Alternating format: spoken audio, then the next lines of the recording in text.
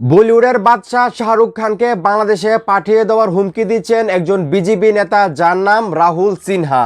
উনি বলতেছেন যে শাহরুখ খানকে দেশ থেকে তাড়ানোর আন্দোলন শুরু করব, ওকে বাংলাদেশে পাঠাবো। এটা আমরা পরিষ্কার বলতে চাই, মানে উনি জনগণকে পরিষ্কার করে বলতেছেন যে উনি আসলে শাহরুখ খানের বিরুদ্ধে আন্দোলন শুরু করবেন এবং যত দ্রুত সম্ভব বাংলাদেশে শাহরুখ খানকে পাঠিয়ে দেবেন। এবং কিসের কারণে? সেটা হলো বাংলাদেশের মুস্তাফিজুর রহমানকে শাহরুখ খানের দল কলকাতা নাইট রাইডার্সে ডাকা হয়েছিল সেই দোষে।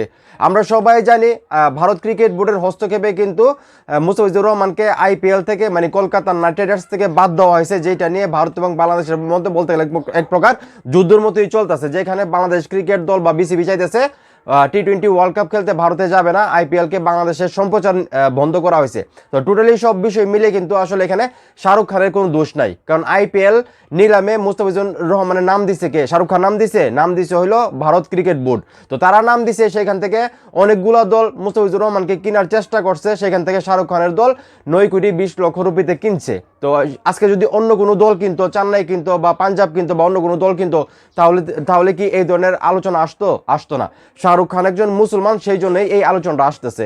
শাহরুখ খান ছাড়াও কিন্তু কলকাতা নাইট রাইডার্সের মালিক কিন্তু আছে জুহি চাওলা এবং জুহি চাওলার হাজব্যান্ড। তাদেরকে নিয়ে কিন্তু কেউ কোনো কথা বলতেছে না, শুধু কথা বলতেছে শাহরুখ খানকে নিয়ে।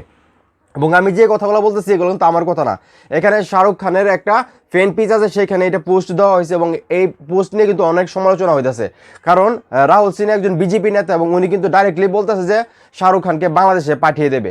আমি ওনাকে জানাতে চাই, আপনি যদি শাহরুখ খানকে বাংলাদেশে পাঠিয়ে দেন, বাংলাদেশের 18 কোটি মানুষ অপেক্ষায় বসে থাকবে কখন শাহরুখ খান বাংলাদেশে আসবে। শাহরুখ খানকে রাজার মতোই বাংলাদেশে রাখা হবে, শুধু বাংলাদেশ কোনো, পৃথিবীর যেই কোনো দেশে শাহরুখ খানকে আপনি পাঠিয়ে দেন, শাহরুখ খানকে সবাই চিনে, শাহরুখ খানকে ওই দেশের রাজার মতো রাখবে আমার বিশ্বাস।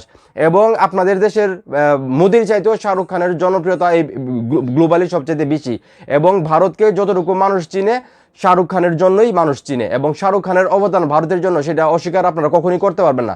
আপনারা তো নিমুখ হারাম, আপনারা তো আসলে গোবর খান। মানুষ যে বলে আপনারা গোবর বাঘ, আপনারা গোবর খান, এটা আসলে এখন প্রমাণ পাইতেছে, আগে আমি বিশ্বাস করতাম না। কারণ শাহরুখ খানের এখানে কোনো দোষই নাই। শাহরুখ খানের দল কলকাতা নাইট রাইডার্স মানে ডাকতে পারছে মুস্তাফিজুর রহমানকে কিসের কারণে? কারণ আপনারা আইপিএল এর নিলামে মুস্তাফিজুর রহমানকে রেখেছিলেন। আপনাদের যদি সমস্যা হইতো তাহলে মুস্তাফিজুর রহমানকে আইপিএল এ না রাখতেন, তাহলে তো শাহরুখ খানের দল ডাকতো না, ঠিক না? এটা তো নর্মাল সেন্সের ব্যাপার।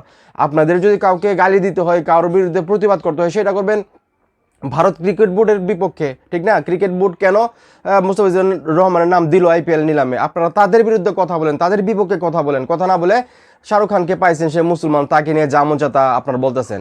শাহরুখ খান একটা ডায়লগ দিয়েছিল যে আসলে বাতাসে গাছের পাতা লড়ে, গাছ লড়ে না। তো শাহরুখ খান হলো বলিউডের বা ভারতের একজন গাছ।